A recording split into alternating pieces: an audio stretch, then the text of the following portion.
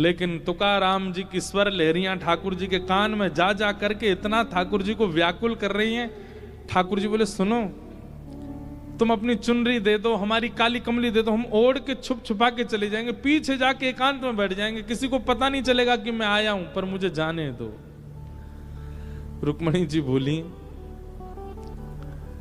कीर्तन के प्रति अपराधों में एक अपराध यह भी है कि कोई बहुत उत्सुकता से जाना चाह रहा हो और कोई उसको ना जाने दे रहा हो, यह भी एक अपराध है। तो ये अपराध से मैं बचना चाहूंगी। आप इतने तत्पर, इतने उत्सुक हो रहे हैं कीर्तन में जाने को, मैं रोकूं? जाइए। ठाकुर जी महाराज ऐसे मुंह बिल्कुल ढक करके और बढ़िया काली सॉल ओढ़ करके, लंबी सी डाल करके, और बिल्कुल अपनी पीतांबरी वगैरह सब छुपा ली उसमें, और तुकाराम जी के कीर्तन में जाकर के श्री ठाकुर जी खड़े हो गए। लेकिन श्री तुकाराम जी का कीर्तन, वो तो हर बार एक उत्ताल उर्मियों को प्रकट करता जा रहा था, एक अद्भुत तरंग लहर की तरह समाज में और सब बैठे हुए श्रोताओं में आ रही थी।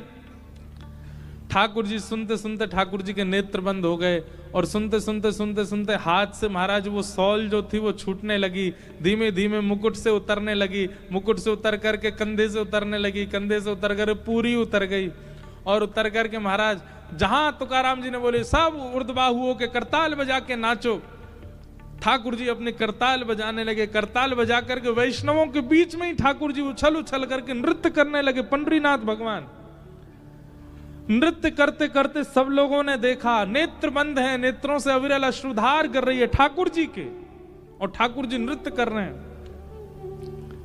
अबीर गुलाल उधरी तरंग, नाथा घरी नाचे माझा सखा पांडुरंग, नाथा घरी नाचे माझा सखा पांडुरंग।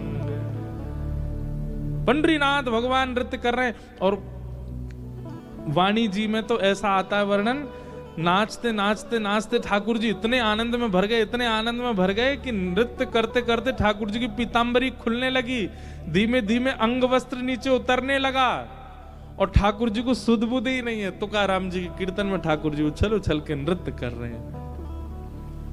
ऐसे श्री तुकाराम जी। तो ये भाव हमने क्यों गाया? सूरदास जी कह रहे हैं ये संत भी चोर हैं। बोले क्यों?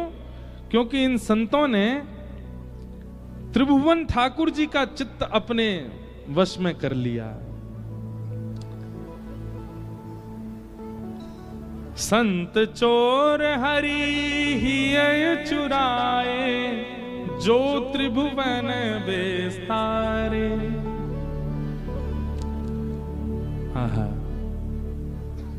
सूरदास जी कह रहे हैं सब मिल चोरी करी श्याम की, जो जा से बन आए।